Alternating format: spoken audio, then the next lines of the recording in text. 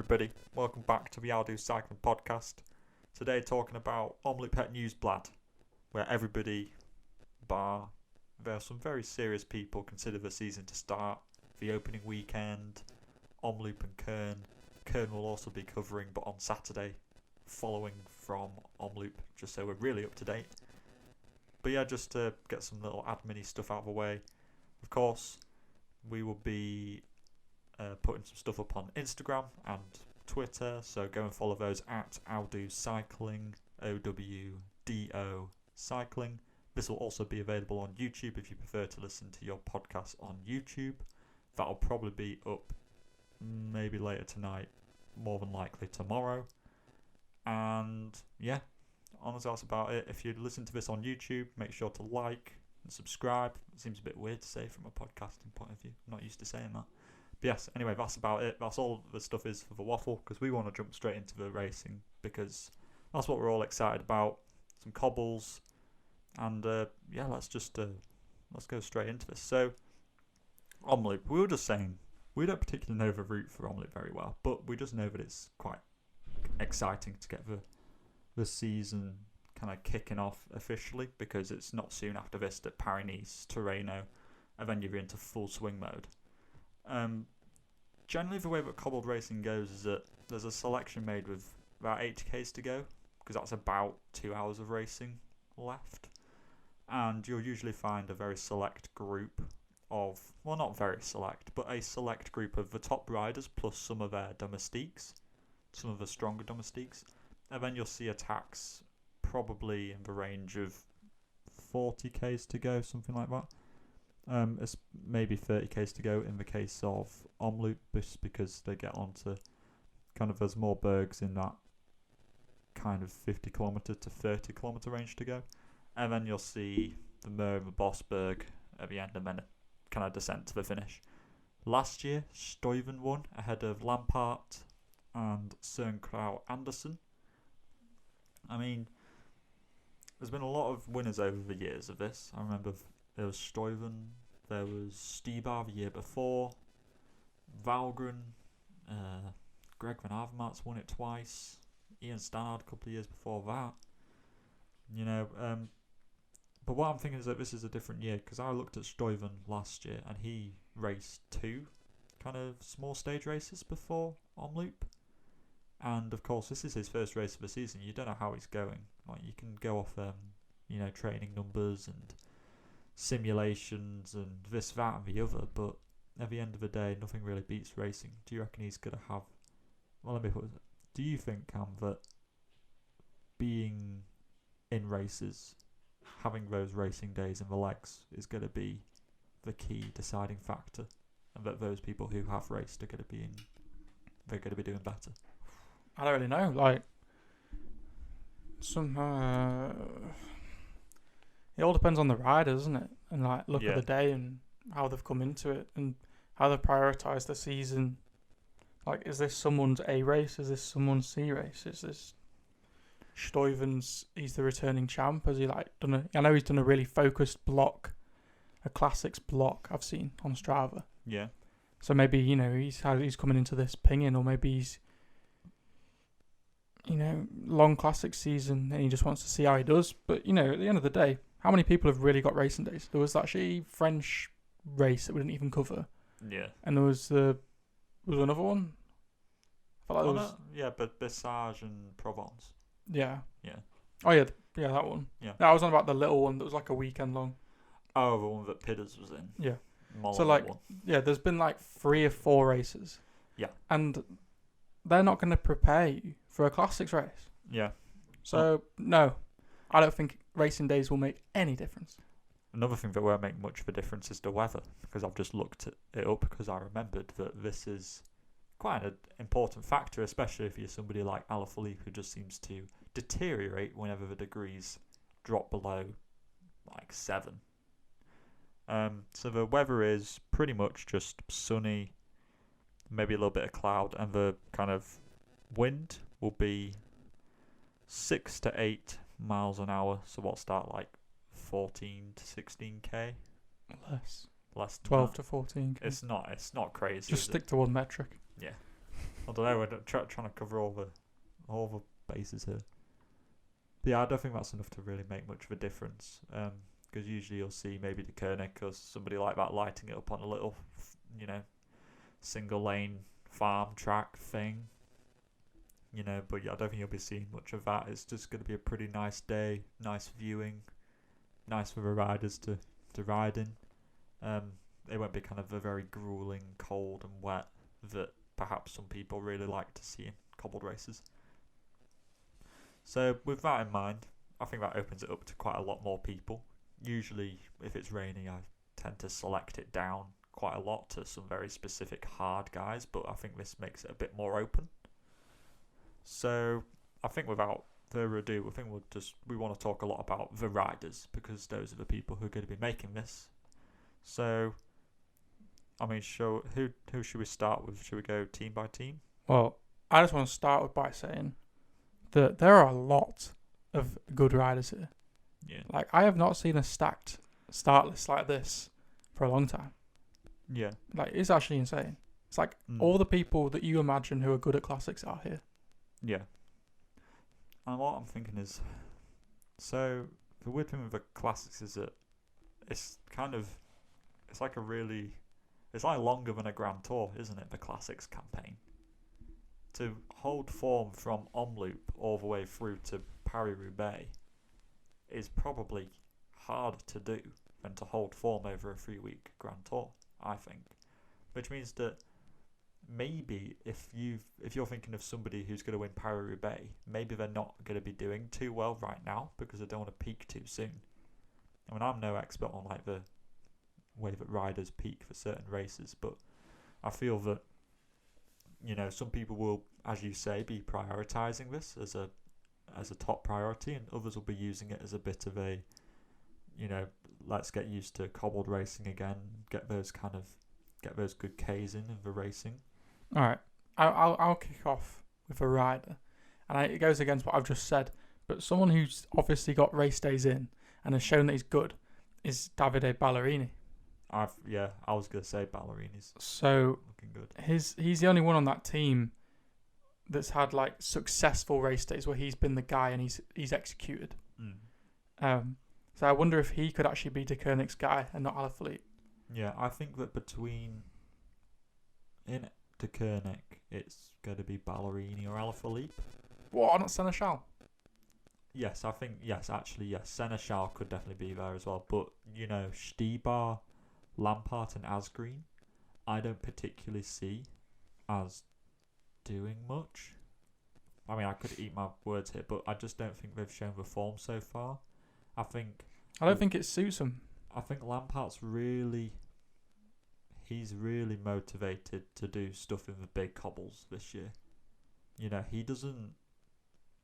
He's won Dwars, Vlaanderen twice.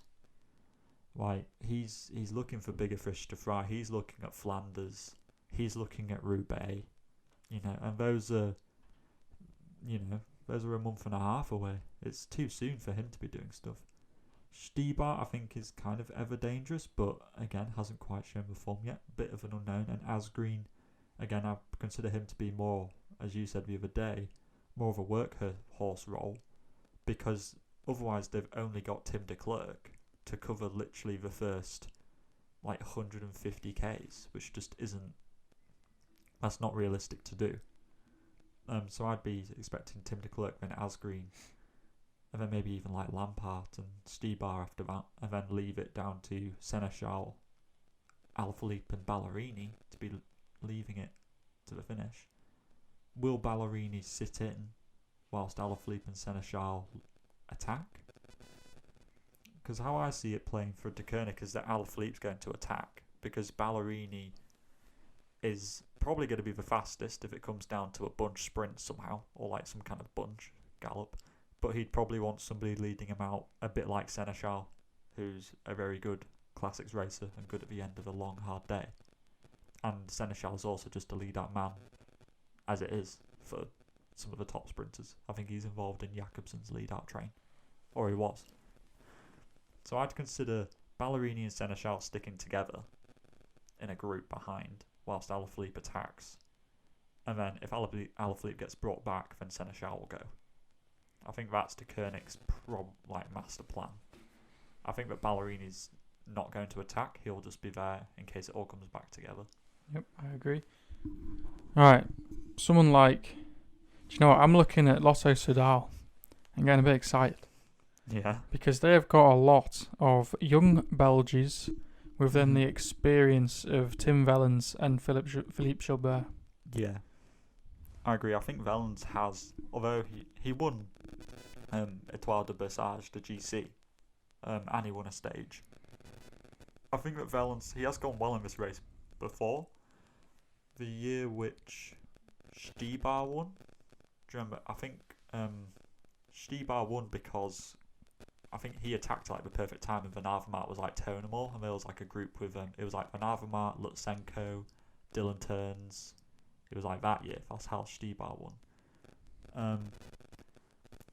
But yeah, I remember Wellens being in that group, and I think that Wellens is somebody who could be in better form than others, just because of the way that he's been going at the moment and his kind of priority list.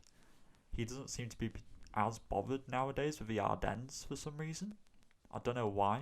Maybe that was just an off year or two. But I reckon he seems a bit more focused on maybe something like a Stradi, which means that probably he's looking to be in very good form over this next 2-week period. I reckon that's probably something that he's thinking about.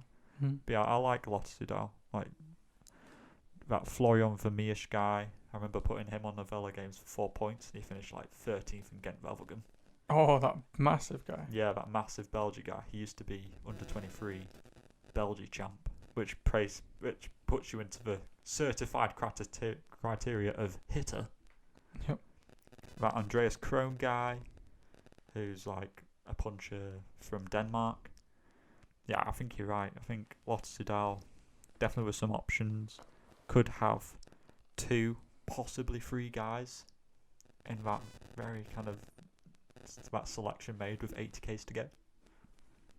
And I don't think Philippe Gilbert will be one of them. You don't think? No. I reckon it'll be Wellens, Vermeersch, and maybe Krohn or Brent Van Moor. That's my thinking. Right. Well, should we go back to... Let's go to Trek. Of course. Winner last year, Stuyven.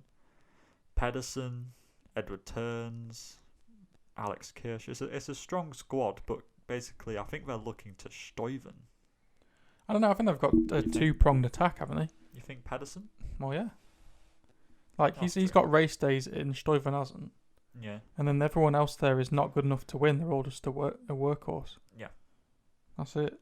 But I think it's a 2-pronged attack of, like, Stuyven's kind of probably going to be the guy if it gets hard and breaks form. He'll be their go-to.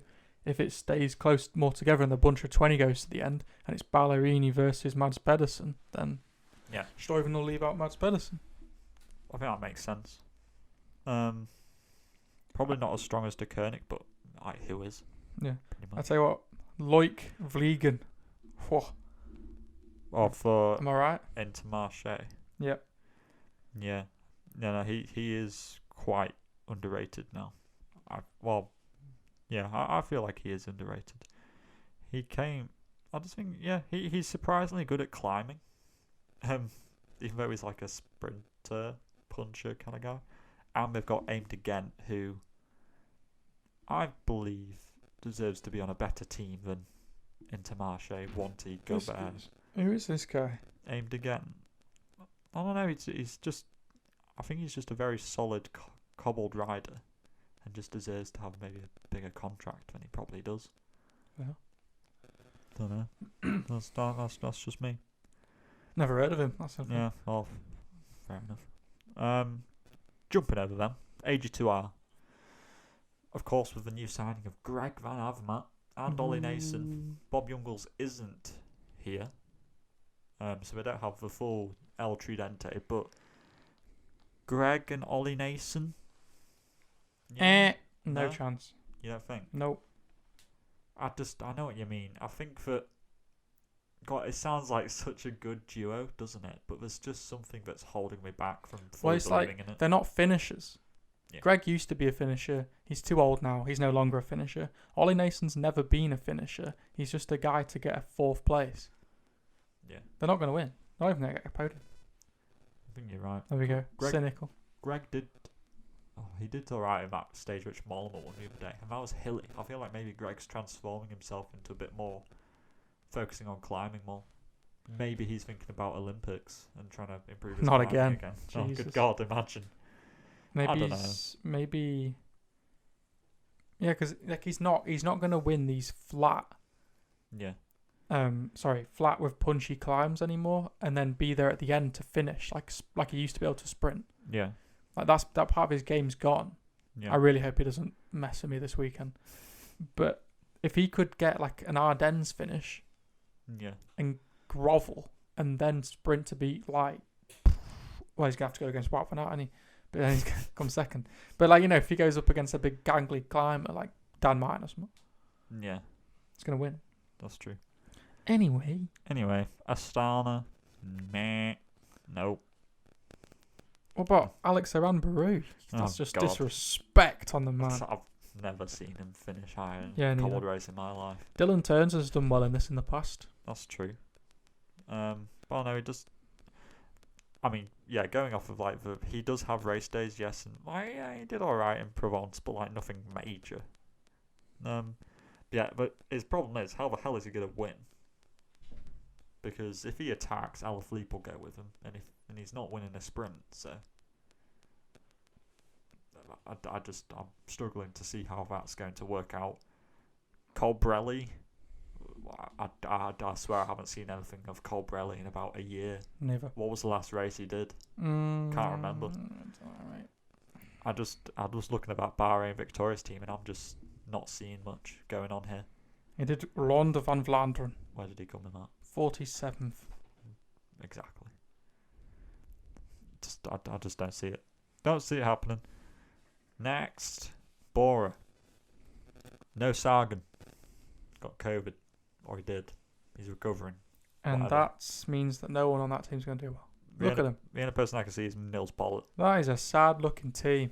It is. It's kind of just like... Alright, yeah, Nils Pollitt. Yeah, okay. I'm seeing Pollitt, and I'm like, yeah. You're thinking of when he got beaten by Philippe Gilbert on cobblestones. Yeah. Because that's what I think about. Yeah, that's How true. he got ridden off his Pollitt- wheel by Philippe Gilbert. Pollitt should have won that Roubaix day. Definitely should have. Big old engine like him. I don't know. He just started sprinting way too late. So what are you doing, man? And yeah. Anyway, enough of ripping into Pollitt. He's probably their best shot. I'm mixing shout and shot. Just because he's reasonably fast in the finish. If him and Alaphilippe are in a 2 up to the line, would you say that Pollitt's faster in a sprint than Alaphilippe? Yes. Cool. Good. That's not even Probably like 90% certain. Yeah. I think that, Pollitt, if he full on dug in up the Mur or wherever, right, the Bosberg, and then he just, could he solo to the line? Yes, probably. Could he beat people in a sprint? Yeah, probably. Which therefore puts him into the criteria of potential winner, I think. Yeah. There's this guy called Patrick Gamper. Yeah. And I didn't really use it with Bora last year, apparently. Yep. Didn't see that. But he's big. He's like 6'3", 81 kilos. It's a big guy, isn't he? Austrian. Whew. Yeah, he'll just be sat in front, money. Yeah, it will be. Cofidis. Laporte. He's been looking good lately, hasn't he? Yep. But the thing is, will he be just backing his sprint and playing a concerted game to try and beat people in a bunch kick and hoping it all comes back together? No, I think he's quite an aggressive rider. I think he's not afraid to kind of go into the breaks and that. Yeah. Honestly. I think he's definitely got the form to actually hold people up some of the climbs as well. Like, he's not just going to... I don't think he'll be just, he won't just be the nail that people are putting the hammer down on. I do feel like he could be sort of a hammer to other people's nail. EF. Man. I don't know. It's just a team of 6 out of 10s, isn't it? Do you think? Or less. I'm seeing Kukelier, Valgren, Langeveld, Roosh, Vandenberg, they're all just... They're not finishers. They're not finishers. None of them are going to win, Nope. unfortunately. But it's pretty savage, to be honest. But, it's just the way it is, unfortunately. We're trying to rattle through all these teams. People don't hate on us. FDJ. Ooh, hey up. Put the freaking brakes on. Let's have a gander at this. So, Demar, Kung, and probably their best shot, Jake Stewart. Honest to God, after how Jake Stewart was looking at that Etoile de Passage, is Jake Stewart going to be targeting any other race so strongly this year? This is his best shot of making a name for himself. Probably right. But he's there with Demar. Fuck Demar. He's got to be.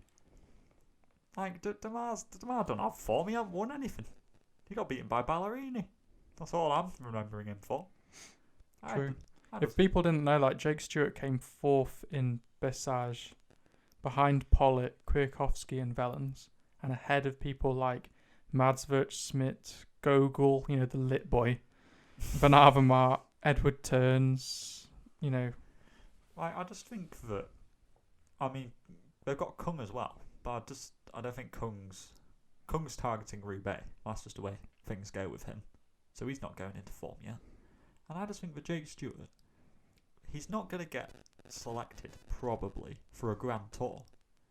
He might get selected for, Tour of Flanders or something, but he's probably not going to win that because Van der Poel and Wout van Aert are going to be there. Wout van Aert and Van der Poel are not here, which means that Jake Stewart has the biggest shot of his life of winning, a semi-classic, and really putting his name on the map. I think that he's got to be one of the few people who's actually going to be peaking for this. Yeah, I guess you're right. Good point, sir. Is there a Vela Games for this? No. Well, what the fuck? But we can say. Or then, is Jake Stewart's biggest competition then Tom Pidcock? Oh my God. Moving swiftly on. Good transition into Ineos. Pidders, well, I don't know what happened in that race the other day. Maybe that just wasn't his jam. Maybe that's just not what the team told him to do. Maybe people were hyping it up too much. Probably yes. That is exactly what happened. People are very hyped on him to do everything, and let's face it, he's probably been maybe reined in a bit by Ineos and said you're not doing everything just yet. We're easing you into it. But I think a race like this is where his bread and butter. This should be what he does really well. It should be. I could see him doing well.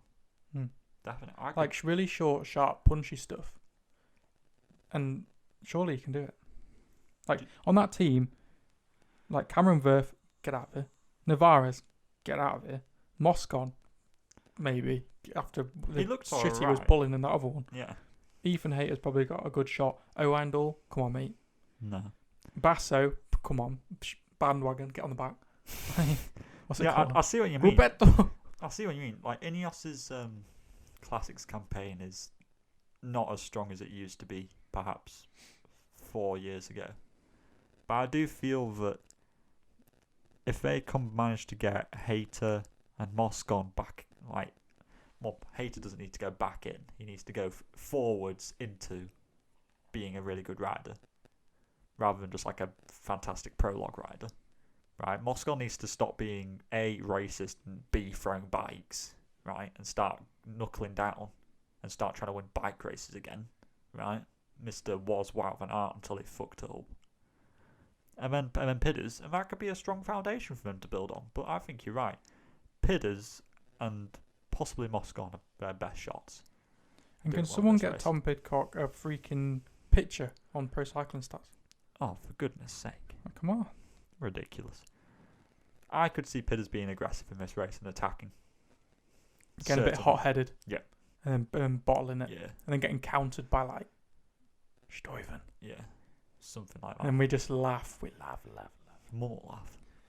Yeah. Yeah, I feel I don't know. We could babble on about Ineos, but we'll just go on. Israel. Let's get over that. Israel, what's going on here? Set the mark. Set the mark. Mads vs. Schmidt. That's about it. And that's it. Do I see them winning? No. Could I see a top 10? probably from Mads vs Schmidt, more likely than Sepp van Mark, to be honest with you. Yep. Cool. Next, Jumbo-Visma. Now, have you heard of this Olav Koij guy? My God. It's 19. So, he was racing in the Jumbo-Visma Academy, and he was going to join the team in July, something like that.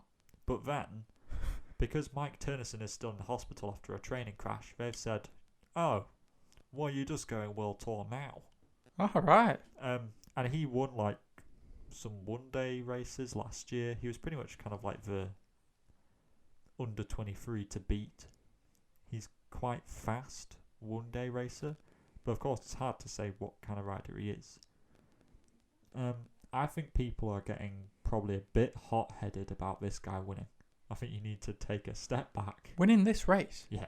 People are getting... Come on, people. You might get 10th. People are going...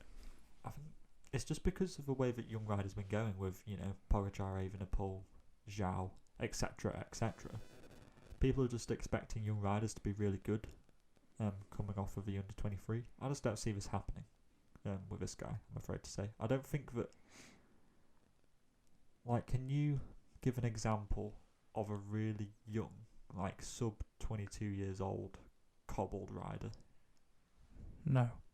Like, the youngest is like Wout van Aert and Van der Poel, and they're like 26. I just don't think that young, cobbled riders come straight out of the blocks. It takes at least 3 years, 2-3 years maybe, just to actually understand how these races perform and how to conserve your own energy and what tactics to employ. Just young riders don't come out of the blocks and start winning Ronde van Vlaanderen. Just doesn't happen. It takes experience. People need to calm down a bit. Apparently, Wout van Aert says that the Eduardo Affini guy is going well in a training camp. Does that mean he's going to win? Probably not. But hey ho, that's what Wout van Aert said, so it's got to have some kind of... Affini said he's going... Wout van Aert said Affini's going well. Yeah. Bloody hell, that does mean shit though. You reckon? But is he going to win? He'll have to time trial off the front, that's for damn sure. Tell you what, I was just looking at Movistar. Yeah. And I was like, no one there. Yeah. Until I realised there was a Danish flag. Oh. And I saw Norsgaard. Matthias Norsgaard. Am I right? 2 metres, 81 kilos, Huge. time trial. God. Coming back from that leg break though. I'm hoping for a bigger year from him. Oh, it was like he's like recovered from it. It was. Well, like, no, his watts might be down. That's true, but he's probably still pushing out 400 quite easily. Yeah, I like Norsgaard. I think that it was really sucky that he had a bad injury, and I'm really hoping for more to see. I don't know, just a couple of good time trials this year, maybe from him. I think that'd be really cool. Something to note is that the Johan Jacobs guy, although it says that he's from Switzerland, he is actually half Belgian. So he's half Belgian, half Swiss. Well, that's very sneaky, sir. So, therefore, I know he hasn't really done much, but I think that he's still goes under the radar. He came in at the same time as the Matteo Jorgensen guy, and I feel like maybe he's been a bit overshadowed, but I still keep tabs on this Johan Jacobs guy because I know that he's part Belgian, which means that he's some kind of hitter at least. He did come at the back of the group of like the 4th group in the Yorkshire World. So. Oh wow. Bugger. In which he got beaten by Dan Hall by 2 places. Oh nice. We know who Dan Hall is. And I feel like, of course, I think it's going to take a couple of years, but definitely somebody put a marker down right now. 4 years' time, that guy's going to be a bigger name than he is right now. People will be talking about him more, and we can say, haha, we knew about him. Anyway, Movistar, ticked, done, bike exchange. I like the look of bike exchange. Do you? Do you not? I kind of do, but I'm not really sure what's going on. Alright, you've got big engines with Durbo, Jor Jensen. Yeah. Callum Scottson. I guess. And then I'm looking at Armand Glundheil Janssen, Yeah. freaking big old Norway.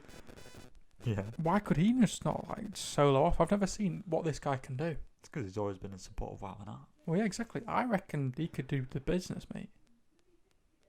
So, Who else? and Rob Stannard, is this the same guy that I've been? The man's big man. Oh, no, I know. Sorry, I get Rob Stannard and Rob Power mixed up a lot. Rob Stannard's the dude who's got really good calves. He was attacking him with Vuelta sometimes. So this geezer, he'll do something. Look at him. What a boy. And then the old reliable Dion Smith. Yeah, that's true. Kiwi, mate. I see what you mean. I definitely think that they can finish in the top 10, but I'm just not sure about them winning, to be honest with you. Oh no, but I just think they could put up, like, I think overall that is the third or fourth strongest team here. Yeah, true. Like, it's just a strong team. Like, it's got no finisher on it. Yeah. But I just want to see how Janssen will do. I want to see how Rob Stannard will do. Speaking of strong teams, Team DSM. Yes. Tej Benoit and Søren Kragh Andersen. I know that Bardet's in there, but right, we're gliding over. That's like -4 points. Yeah, like calm down, people. What the hell's Bardet doing at Omloop? I don't know. I feel It's like like sending you to Omloop yeah, exactly. and leaving me at home. It's a bad What's idea. up with that? It's a bad idea. Bad idea. It's not going to Bad work, idea. is it? I don't know who this Nicolas Marco guy is. Straight out of the academy. Youth. Straight. 21. He's got that. I got that. Joris. How do you say it? Joris Newhouse. Newhouse. Fast finisher. He's been riding cyclocross because he's a cyclocross racer in the winter. Ooh, good for you. I know. Paris Tours Elite, he came third. It's pretty legit. Probably not going to do crazy much, but you know, I think the main goal is to get Tej and Søren Kragh into a decent position. And then Casper Pedersen, Jasper Sutherland. I think Couple of strong workhorses. that's a good, strong team, to be honest with you, as long as Søren Kragh and Tej Benoit have got some decent form. And then, should we go from like a really, really strong team to potentially the weakest? Quebec or Assos. You are the weakest link, goodbye. Do you know when I knew this team was going to do shit in this cobbled race? When Campanarts was put on it. Yeah, when Campanarts was literally... When Campanarts said, I want to try and win cobbled races, I'm there thinking, ha! Alright. Hoods like that. You could have decked it on the first cobbled sector. Campanarts, man. Let's gloss over Quebec or Assos. I don't know. UAE Team Emirates. Now, I just feel a bit sorry for Ryan Gibbons here because there are 3 Norwegians and 3 Italians. Who's he bunking with? So there's the 3 people working for, or 2 people working for Alexander Kristoff, and there's 2 people working for Matteo Trentin. So is Ryan Gibbons a freelancer, or who's he working for? Checking that's how we're working it. They're just saying, I want all nationalities stick together. 2 prog attack. Yep. I'd say I like Trentin for it. I think he's good. Yeah. I like Trenton Smith, but he didn't do much for Tour de la Provence the other week. And it's not like you can say he was tapering. Like, who's tapering at this time of year? Well, no, he's probably just trying to get fit. That's true. Who comes into the first race of the season pinging? No one. In their right mind. No one. Jake Stewart. He's going freaking full ball. Jake Stewart is at like 98% coming into the first race, peaking for 100% for this race. And then he's just going to crash and burn. Mate, as long as he wins, that's all that counts. Yeah, Trenton and Kristoff, I'd give more chance to Trenton. That's just me. Yep. Trenton's going to be more likely attacking, Kristoff sitting in. It's freaking, there's a big dog, Alpecin Fenixo. What, Scott Foyt? Scott Foyt. He's been doing Donny Jane Gang. He's been smashing out fucking 5R rides at -2 on top of Duck Street. Right. He's been out on his spats, base layer, and his legals. Basically, doing 1 hour. If you're spending time up on the bloody freezing cold wind on Duck Street, which is just the wind tunnel Some of Yorkshire. have said that it may ice your knob off. That might have been me. It was bloody freezing that day. Right, 1 hour of that is worth all of the Tour de la Provence training that anybody could have got. It was mentally tough. Is Scott going to win? Well, He's had a kid, so he's getting no sleep. So nah. Yeah, he's buggered then, isn't he? Dillier, will he do it with Dillier. no gloves? Most likely. Yeah. Dries de Bont. Is he still in the... Wait, who's in the Belgian champs jersey at the moment? Is it still Dries de Bont? I don't know. I think it might be. Oh well. He might be, but I don't know. Will that give him power? I'm not too sure. And then I've just given a quick, flick down the Pro Conti teams. And, well, there's nothing really to note, to be honest with you. The other ones. Because, there's nobody here. Dries de Bont is still the Belgian national champ. I'm not seeing anything, to be honest with you. Sorry, my phone is just... I'm on 4G. My phone has just decided I'm not going to load anything. Mine just did that too. What a fucking idiot. Right, I think we've gone through everything, and we are on 36 minutes. Well, crikey, I apologise, listeners. Got a bit carried away there. Basically, if you skip to the end, and this is the prediction time. Welcome to the prediction time. In fairness, we will probably just snippet this and put it on our Instagram page. Yeah, we probably will. How do you want to? Do you just want to say who we think's gonna win? Bloody hell, should we do a podium? I think podium would be fun. Should we do a podium? Or see how many we can get on the podium? I'll look through quickly. Do you want to go? Let's go third first. Third first. I think. Right. Someone who can't finish but is super strong. No, I'm going with somebody who's got overly confident, and then when he shouldn't have been, but can sprint, and that is Nils Pollitt. Oh, I was going to say Nils Pollitt. Okay, huh? All right, Nils Pollitt first. He's been far too keen. He's been pulling far too many turns because Okay. he's a big dog, and then he's just going to get out. He's just going to get rolled because he's. Oh, so in this case, we're predicting that it ain't a big group coming to the finish. We're predicting a group like 4, 5, maybe. Yeah, cool. That's what I'm this. thinking. Okay, Nils Pollitt third for both of us. That's quite good. Second place. I'm going to go with my heart Right. and say Seneschal. Nice. I think Jake Stewart's going to come second. Bloody hell. I like Seneschal though. And then my winner, First place. like I said to you before we started recording, is Soren Klar Andersen. Is it? I think Alaphilippe's going to win. What? Alaphilippe's out sprint. Hang on. Alaphilippe's out sprinting Nils Pollitt and Jake Stewart after I said that Nils Pollitt would never lose. No, he's knackered. He's pulled too many turns. What a muppet. What's he doing? If yours Patrick came into this right saying, oh, I got the Sam Bennett prediction right today, I was predicting God, and he's got to pull that out. Doesn't work like that. You can't just make stuff happen, which you could. He's predicted an impossible top 3. At least mine's realistic. At least mine are all over 70 kilos. Yeah, true. I don't know. Alaphilippe. I don't know. I feel that the reason why I'm going with Alaphilippe is because I feel that. Do you want to know what Alaphilippe's main goal of the year is going to be? Please tell. Flanders. Well, just to take it away from everyone You're else. telling me that guy is not pissed about that Flanders race still? He is so bitter, isn't he? Yeah. He is going to be so pissed about that motorbike, and that means that he is going to try his hardest in every single cobbled race to try and finesse his strategy and his form of how to ride cobbled races. I feel like he's just going to be super keen. He doesn't give a shit about anything else. He's like, I want to win Flanders, and that's it. And that means I'm going to go hard in every cobbled race, because I need to get cobbled racing form, which is different to regular tarmac form. And then I just went with Jake Stewart because I feel like I hyped him up quite a bit. Sorry, I went in on you a bit there. Like, it's fair enough, Patrick. It's a good picks. I want Jake Stewart to win. I really do. It's just not. No. You just well, don't think. Well, I don't think think he's win. beating my picks. He might come fourth. Well, I don't think he's winning. I said he's going second. Who did you say again? Pollitt, Seneschal, Sunkrau. Yeah.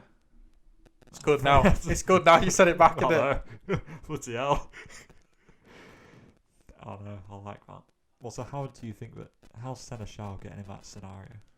Alaphilippe's going. Yeah, There's gonna be There's gonna be a series of counterattacks, and then everyone's gonna be looking at Stoiber, and then bang! One of those three is gonna. I'm gonna say Seneschal counters. Yeah. And then is followed by I'd say Sørenkrauj, and then Pollitt late bridges, and then everyone's working real hard. Pollitt probably overcommits, like you said, because he's an idiot. Yeah. Big his teeth out, and then Pollitt probably goes early, or he's just fucked. Seneschal probably hits out a bit too early, and Soren because he's he's won a few races now, and the others haven't really. Yeah. He'll just finish it off. Oh, That's enough. what I'm saying. Son. I think the same's happening for me. I think that Alaphilippe's just going to lead. Pollitt's going to lead the sprint. Alaphilippe's going to come around him, and Jake Stewart's going to try follow him through, but not be able to come around. Yeah, that's why I see it happening. Coolio. Yeah. I mean, that's about it. We'll wrap it up there. If you want to hear the Kern preview / Omloop review, then you have to tune in on Saturday, because we don't want to be giving a Kern prediction of fucking, I don't know, Moscon winning or something crazy like that. When he biddens it, 20k in? Yeah, when he gets DQ'd and banned from a UCI for punching a spectator. 20k's in to Omloop. Yep. We'd much rather just be accurate and wait. Probably means that it might not be on YouTube because that shit takes a long time to export and upload. Especially in our house. Yeah, so that might just be a podcast only one, to be honest with you, just because of logistics. Anyway, that's everything. That's Omloop. That's how we think it's going to go. Crazy predictions. Let us know your predictions on Instagram, DM, or comment on the shit that's going down on the post that will be put up later today. And yeah, because we'd like to hear your predictions as well. Tell us if you think ours are wrong, if you think they're right, if you have a different one. And yeah, keep your masks on, stay safe, and we'll talk to you next time. And salut!